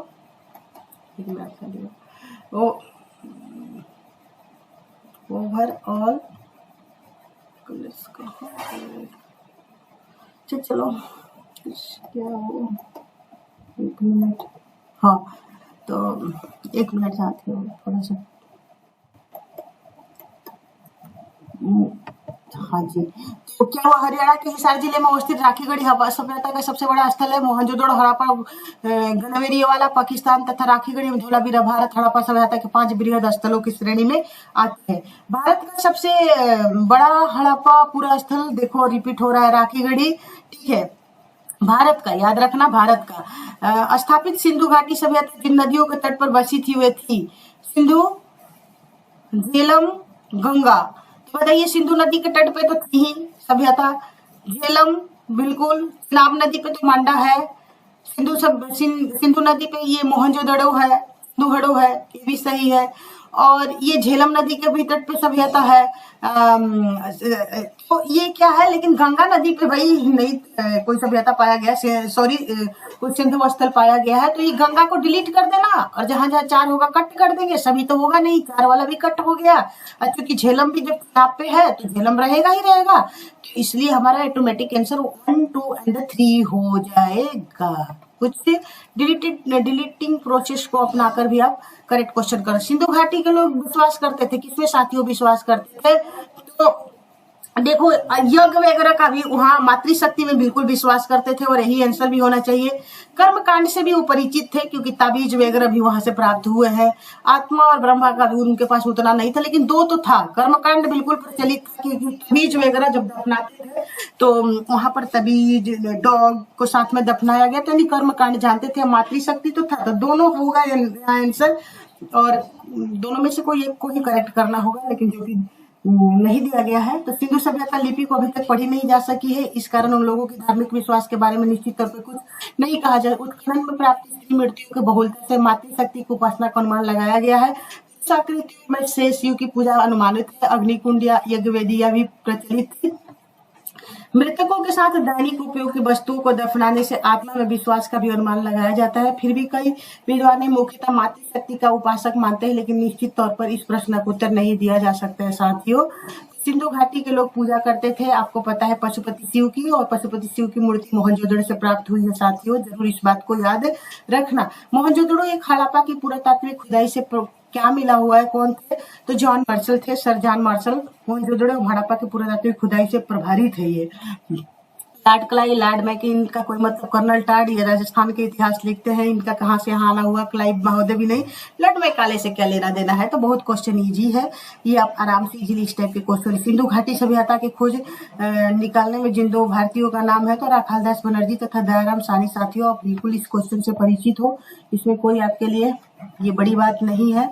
और ये लास्ट क्वेश्चन क्या है, निम्नलिखित में से कौन सुमेलित नहीं है? हड़प्पा दयाराम साहनी बिल्कुल सही है, और ये क्वेश्चन लोथल एसआर राव बिल्कुल सही है। सुरकोटड़ा जेपी जोशी के नेतृत्व हुए तथा धौलावीरा बीके थापड़ नहीं साथियों, ये जेपी जोशी और बिष्ट महोदय ने करवाया था। व्यापक तौर पर बिष्ट महोदय और ये जेपी RS बिष्ट और जेपी जोशी के नेतृत्व में था, याद रखना। डीप क्वेश्चन पूछा गया है, तो उत्खननकर्ता का नाम कम से कम याद रखने की कोशिश करना। हड़प्पा का उत्खनन करने वाला प्रथम पुरातत्व विद कौन थे? तो KM कनिंघम थे, लेकिन इन्होंने कुछ ज्यादा मतलब काम नहीं कर पाए थे, मतलब पहली बार सर्वेक्षण जरूर किए थे और टीलों की खोज की थी, किंतु वो हड़प्पा के टीलों के महत्व को नहीं समझ सके थे साथियों। लेकिन जब प्रथम की बात आएगी तो उन्हीं का नाम जाएगा। निम्नलिखित में से कौन हड़प्पा और मोहनजोदड़ो के उत्खनन से संबंधित नहीं थे? तो BS स्मिथ नहीं थे, RD बनर्जी बिल्कुल थे, मोहनजोदड़ो MS वत्स भी थे साथियों, MS वत्स महोदय भी थे, और ये कौन थे? BS स्मिथ नहीं, KN दीक्षित भी थे साथियों। तो बस उन्हीं से दयाराम साहनी अब तो जानते ही हैं, इनके नेतृत्व में हड़प्पा 1926 में माधव स्वरूप वत्स, जिसको वत्स महोदय माधव स्वरूप वत्स इनका पूरा नाम हुआ साथियों, कि मोहनजोदड़ो की खोज सर्वप्रथम वर्ष में राखालदास बनर्जी ने की तथा इसके पुरातात्विक महत्व की ओर ध्यान आकर्षित किया।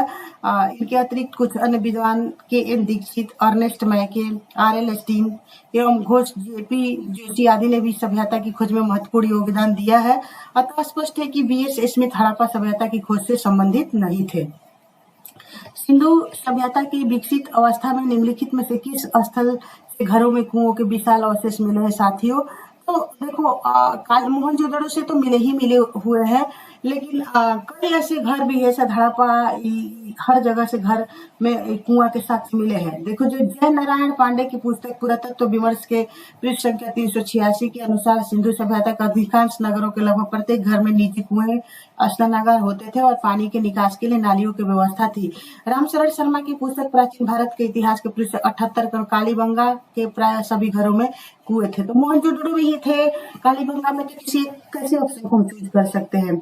भारत में निम्नलिखित के आने का सही कालक्रम क्या है साथियों? तो सबसे पहले कौन आए थे? तो सबसे भारत का प्रथम नगरीय संस्कृति सिंधु, तो 4 हो जाएगा पहले।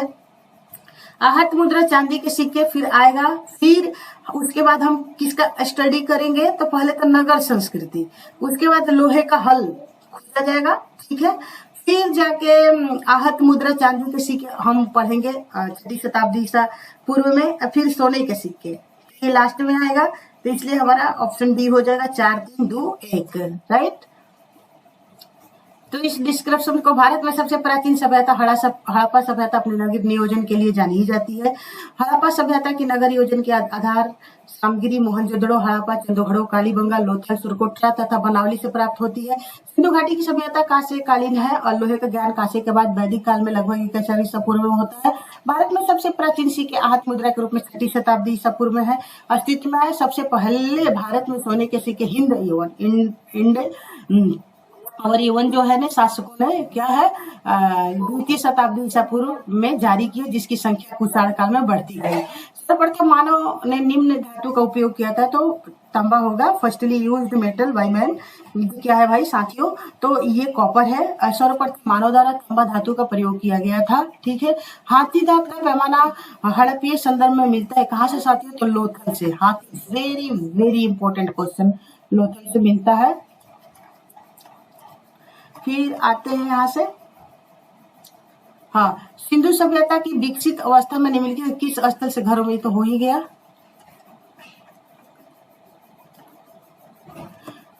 निम्नलिखित कथनों पर विचार कीजिए, हम नीचे दिए कुछ से सही। मोहनजोदड़ो, हड़प्पा, रोपड़ एवं कालीबंगा सिंधु घाटी सभ्यता बिल्कुल थे। हड़प्पा के लोग ने सड़कों तथा नालियों के जाल के साथ नियोजित शहरों का भी बिल्कुल सही था। हड़प्पा के लोगों को धातु के उपयोग का पता बिल्कुल था। धातु का उपयोग जाता ही तो ब्रोंज, डांसिंग गर्ल, कांसे की मूर्ति, चांदी का जावर क्षेत्र राजस्थान से परिचित थे। तो ये 3 क्वेश्चन ये वाला गलत हो जाएगा, तो ऑटोमेटिक ऑप्शन हम इसमें चले जाएंगे। सॉरी, तो हमारा आंसर क्या हो जाएगा?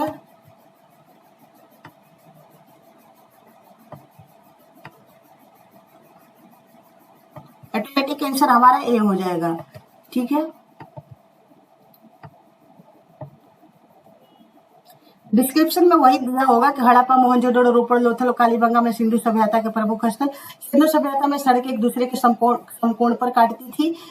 ये ऑक्सफोर्ड प्रणाली पर आधारित थी। सड़कों के दोनों किनारे पर पक्की नालियां बनाई जाती थी, जिन्हें बड़ी बड़ी ईंटों अथवा पत्थर के टुकड़ों से ढका जाता था। ये सारे चीज शहरीकरण के तत्व है। इस समय सोने तथा चांदी के आभूषण भी बिल्कुल बनाए जाते थे। तांबे के साथ तीन मिलाकर कांसा तैयार किया जाता था साथियों, तो ये जानते थे बनाना, और इसका प्रमाण आप ऑलरेडी जानते हैं। ब्रोंज डांसिंग मोहनजोदड़ो से प्राप्त हुई है। वह खुदाई के दौरान प्रकट हुई। मोहनजोदड़ो तथा हड़प्पा नगर अब विलुप्त हो गए हैं। इनके बारे में थोड़ा देखिए कि मोहनजोदड़ो तथा हड़प्पा नगर अब विलुप्त हो गए, बिल्कुल हो गए हैं। वह खुदाई के दौरान प्रकट हुए थे, ठीक है। तो इसका क्या दे रहा है कि ए और आर दोनों सही, किंतु आर सही की स्पष्टीकरण नहीं है। तो मोहनजोदड़ो तथा हड़प्पा नगर अब विलुप्त हो गए, बिल्कुल हो गए। वह खुदाई के दौरान प्रकट हुए थे, हाँ, लेकिन व्याख्या नहीं कर रहा है, तो इसलिए क्या हो जाएगा ये, क्योंकि वो विलुप्त हो चुके हैं, ठीक है। तो वर्तमान में मोहनजोदड़ो जो है, जो वर्तमान में, एक मिनट, मोहनजोदड़ो वर्तमान पाकिस्तान के सिंध प्रांत के अरकान जिले में सिंधु नदी के दाएं तट पर है, तथा हड़प्पा वर्तमान पाकिस्तान के पंजाब प्रांत के साहिवाल माउंटगोमरी जिले में रावी नदी के बाएं तट पर। नगरों सिंधु सभ्यता के दो ये प्रमुख नगर थे, जिनकी खोज उत्खननों के दौरान क्रमशः राखालदास बनर्जी तथा दारम साहनी ने की थी। वर्तमान नगर मृत प्राय है, विलुप्त की स्थिति में। इस प्रकार कथन और कारण दोनों से, किंतु कारण कथन की सही व्याख्या नहीं है, कर्ता अथवा विकल्प भी सही उत्तर है साथियों। हड़प्पन संस्कृति के संदर्भ में शैलकृत स्थापत्य के प्रमाण कहाँ से प्राप्त हुए? धौलावीरा से प्राप्त हुए हैं, ठीक है, शैलकृत स्थापत्य। धौलावीरा हड़प्पा सभ्यता की भारत में स्थित दूसरी सबसे बड़ी प्रथम राखी गढ़ी है, दूसरी धौलावीरा है और ओवरऑल मोहनजोदड़ो है। यहाँ मतलब पूरे हड़प्पा सभ्यता की बात करें, यह गुजरात के कच्छ के रण में अवस्थित है और यहाँ से उत्खनन के परिणाम स्वरूप हड़प्पा सभ्यता की अनेक महत्वपूर्ण जानकारियां प्राप्त हुई है, जिसमें शैलकृत जलकुंड रॉक कट रिजर्वियर प्राप्त हुआ है। तो आप तो जानते हैं हड़प्पा का जो धौलावीरा है वो जल प्रबंधन के लिए क्या है, अत्यंत ही प्रसिद्ध है। धौलावीरा जिला किस राज्य में स्थित है, तो ये हमारा गुजरात के कच्छ प्रांत में स्थित है। साथियों अभी भी पढ़े कौन हर्षा हड़प्पीय नगर, तीनों भागों में यही धौलावीरा विभाजित था, बाकी तो दो स्तरीय विभाजन हुआ था, द्विस्तरीय विभाजन हुआ था और एक चूहड़ों का कोई विभाजन नहीं हुआ था साथियों। मतलब उसका किलाबंद नहीं किया गया था, तो ये वाला हो गया। एक उत्तर जल प्रबंधन जानते ही हो, उनके विशाल महल और मंदिर होते थे, नहीं मंदिर तो ही नहीं, आ जाओ उनके विशाल महल और मंदिर कहाँ से, मंदिर के गुप्त काल में देखोगे पहला ऑप्शन थी गलत, कहाँ जाओ वन ये तो होगा ही नहीं, उपयुक्त कथनों में से कोई नहीं सही, एक नहीं। और देखे देवियों और देवताओं दोनों को बिल्कुल करते थे, पशुपति नाथ की पूजा करते ही थे और उसका करते माता देवी की, तो दूसरा तो सही है, बिल्कुल दो सही है। वे युद्ध में घोड़े द्वारा खींचे गए रथों का प्रयोग करते थे। ये देखो साथियों, वो युद्ध प्रिय नहीं थे, युद्ध में घोड़े द्वारा खींचे रथ तो मिला है कई संभव स्थल से, लेकिन वो घोड़े द्वारा खींचे गए रथ का प्रयोग नहीं करते थे और युद्ध का साक्ष्य नहीं प्राप्त होता है, तो ये भी गलत हो जाएगा साथियों। वर्तमान में सिंधु घाटी सभ्यता के स्थलों की खुदाई में किसी मंदिर तथा पूजा स्थल के साक्ष्य प्राप्त नहीं हुआ, तो इस सभ्यता का धार्मिक जीवन एकमात्र स्रोत यहाँ पाई गई मिट्टी और पत्थर की मूर्तियां एवं मोहरे हैं। इनसे यह ज्ञात होता है कि हम माता देवी, पशुपति शिव तथा लिंग एवं योनि की पूजा और नीम आदि पेड़ एवं नाग आदि जीव जंतुओं की उपासना प्रचलित थी। पशुओं में हाथी, बाघ, भैंसा, गेंडा और घड़ियाल के चित्र मिलते हैं, लेकिन घोड़े के चित्र का अभाव है। घोड़े की हड्डियां मिली है साथियों, सुतकोड़रा आपको बताया गया है जो कि गुजरात में है, तो वहां से घोड़े की हड्डियां मिली है। हालांकि घोड़े की चित्रकारी नहीं प्राप्त, हालांकि घोड़े की अस्थियां लोथियन, सुटकोटड़ा एवं कालीबंगा इत्यादि से प्राप्त हुई है। फिर भी घोड़े का उपयोग युद्ध के रथ को खींचने में किया जाता था, ऐसा साक्ष्य प्राप्त नहीं हुआ है साथियों, तो यही गलत हो गया, तो आप 2 पे सिर्फ जाओगे। दूसरी बात क्या, देखो ये सब कितना आसान है, आईएएस में पूछा है, अगर आपका कंसेप्ट क्लियर होगा तो इजीली कर ले जाओगे। सिंधु घाटी सभ्यता के संदर्भ में निम्नलिखित कथनों पर, यह प्रमुख लौकिक सभ्यता थी, उसमें धार्मिक तत्व यद्यपि उपस्थित था, वर्चस्वशाली, बिल्कुल सही। इसी लोक में रहकर विभिन्न प्रकार के सुखों को करना चाहते थे, उनमें धार्मिक तत्व था, यानी कि पूजा पाठ जरूर करते थे, लेकिन प्रबल नहीं था उन पे, वर्चस्वशाली नहीं था, हावी नहीं था उस पे। उस काल में भारत में कपास के वस्त्र बिल्कुल बनाए जाते थे, हड़प्पा से सूती वस्त्र, मोहनजोदड़ो से सूती वस्त्र के साक्ष्य प्राप्त हुए साथी। दोनों स्टेटमेंट सही है, सी करेक्ट हो जाएगा। बहुत आसान, कंसेप्ट अगर सही रहता है तो कुछ भी किया जा सकता है। वही डिस्क्रिप्शन में दिया हुआ कि लौकिक सभ्यता थी, इसमें धार्मिक दो वर्चस्वशाली नहीं था। सिंधु सभ्यता में अनेक स्थलों से कपास से निर्मित वस्त्र मिले, जिससे स्पष्ट होता है कि वहां लोग इसका क्या जानते थे, निर्माण करते। निम्न स्थानों पर किस एक स्थान पर सिंधु घाटी सभ्यता से संबंध विख्यात वृषभ मुद्रा प्राप्त हुई साथियों, मोहनजोदड़ो से वृषभ मुद्रा प्राप्त। मोहनजोदड़ो से प्राप्त कुबड़ वाले जो बैल है, ये वृषभ मुद्रा है। फिर भी मार्शल महोदय ने की है, इसमें बैल के अंगों में उभार और शरीर के अनुपात में जो विशिष्टता दिखाई दी गई है अपूर्व। निम्नलिखित में से किस पशु का अंकन हड़प्पा संस्कृति के मोहरों पर नहीं मिलता है, तो घोड़ा का नहीं मिलता है, मतलब इसका हड्डी वगैरह मिलेगा लेकिन चित्र नहीं मिलता है, ठीक है। बैल का मिलता है, हाथी का मिलता है, भेड़ का मिलता है, ठीक है। किस पशु के अवशेष सिंधु घाटी सभ्यता में प्राप्त नहीं हुए साथियों, तो शेर के नहीं है। इट्स वेरी वेरी इंपॉर्टेंट साथियों, अवशेष नहीं, घोड़ा का हड्डी मिला है, हाथी का, गाय का सबका मिला है, लेकिन शेर का, गाय का चित्रकारी भी नहीं प्राप्त हुए, भी याद रखना। तो दिए गए विकल्पों में से गाय और हाथी के अवशेष तो सिंधु घाटी सभ्यता से प्राप्त हुए हैं, किंतु घोड़े के अवशेष सिंधु घाटी की सभ्यता से प्राप्त होने के संबंध में विद्वानों में मत। आधुनिक उत्खनन के निष्कर्षों के आधार पर एक प्रख्यात विद्वान ने घोड़े के अवशेषों के सिंधु घाटी की सभ्यता से प्राप्त होने के अभिमत की पुष्टि की है। दूसरी ओर सिंधु घाटी की सभ्यता के उत्खनन से बाघ एवं चीता के अवशेषों की प्राप्ति का उल्लेख है, किंतु शेर का उल्लेख नहीं है साथियों। याद रखना, बाघ और चीतों का है लेकिन शेर का उल्लेख प्राप्त नहीं होता। अतः इस प्रश्न को उत्तर विकल्प होगा। मृड़पट्टिका जो है, मृड़पट्टिका उत्कीर्ण सिंहयुक्त देवता की प्रकृति हुई करती थी, तो मृड़पट्टिका कहाँ से प्राप्त हुआ है साथियों, तो ये लोथल, कहाँ से, मृड़पट्टिका कालीबंगा से। मृडपटिका का उत्कीर्ण सिंहयुक्त देवता की कृति कालीबंगा से। 1 मिनट।